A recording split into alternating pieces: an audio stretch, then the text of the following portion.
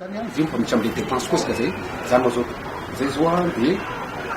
ary mba dépense ndray zany de sy misy manao de commande la avy eo a de mandalo amin'ny ordinateur ny ordinateur moa zany de ny tanàna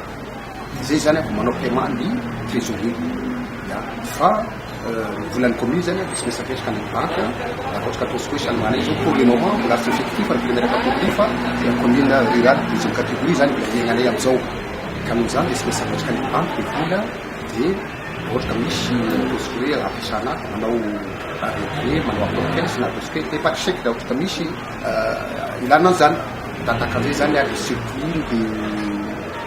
gestion financière sosotry le commune zany zay ary chèque ve chèque misy ny maromaro ve misy zay gn'atao hoe misy signaturan'ny ben'ny tanàna mazava hoazy misy signaturan'ny trésorier